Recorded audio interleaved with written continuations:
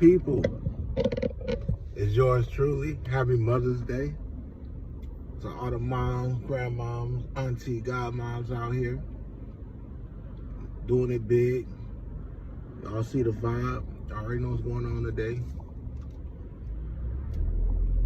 Cleveland sports, baby, all day and all night. Go Cavs. Let's get this game 4. Let's knot it up and come back to the land. So I hope y'all tapped into Date Night Part 2. I feel like that episode, can provide a lot of insight and pick up where Date Night Part 1 left off. Also, I gotta dig into it a little deeper. WWE is not for me, brother. If you know, you know, but it ain't nothing new under the sun. But I'm gonna break that down a little more. Probably do several parts of that. But I had a thought. Excuse me. Actually, I was watching a video, and then there was a question: why are men afraid to commit? And that's kind of a taboo. It's a stigma. And to be honest, I don't feel like men are afraid to commit.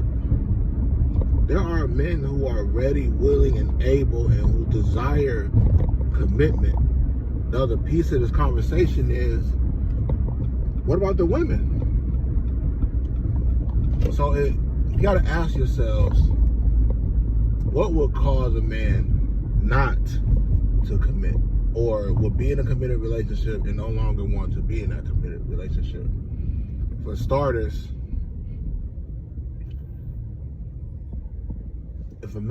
when a man loves a woman, there's nothing he won't do for her. She will get every bit of him. Is she returning that? Is she multiplying that? Does that man feel appreciated? Is that man supported? Is that man loved? Can that man have a safe space with her to express his emotions? Most importantly, anything involving her that she's doing that causing him unrest. Because I'm going to tell you right now, no man wants to deal with a woman who's going to argue about what he feels, right? Take what he said to her, mix it up in a blender, and spew out foolery that he didn't even say, or he doesn't even feel, or he didn't even mean. Like, okay, we good. Or wants to argue or get on the defensive about him communicating, because if she can do that, in a way it's constructive criticism. So she could tell him, hey babe, I didn't like what you did, or what you did, or sometimes you can come off whoop-de-whoop, or I feel like you don't spend a lot of time with me, or we slacking here. A man, more than likely, he's going to take that, process it, come up with solutions, and bring it back to her like, okay, cool, thank you for telling me that. Here's what we can do to fix this. Why can't women do that? Why do everything got to be an argument, deflection, well, you might as well have said this, or you might as well have said that, or getting on, or the most common one, just shutting down and not saying anything. Like, that's insane.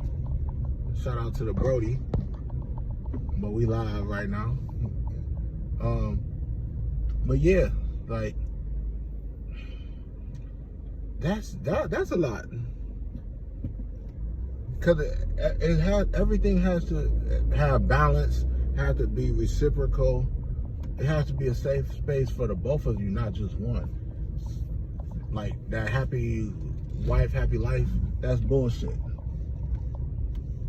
Like, so everybody's so quick to say men are afraid of commitment. Men, they always want more than one woman. Men are greedy, men are dogs, men are this, men are that. And that's that half-hearted, brain dead, absent-minded type of stuff that we got to deal with. People just don't want to sit down and look at everything in its totality, because most women are fearful of constructive criticism and accountability. Also, like, speaking of accountability, can that woman be like, you know what, babe, I'm sorry. You know what? Saying I'm sorry doesn't mean your teeth's gonna fall out. Just thought you should know that. But that we tend to run into that far too often. Like, again, there's nothing wrong with a man taking accountability and fixing anything that he may have caused to go left.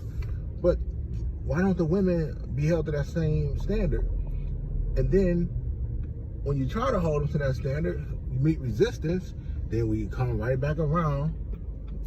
Men are afraid of commitment.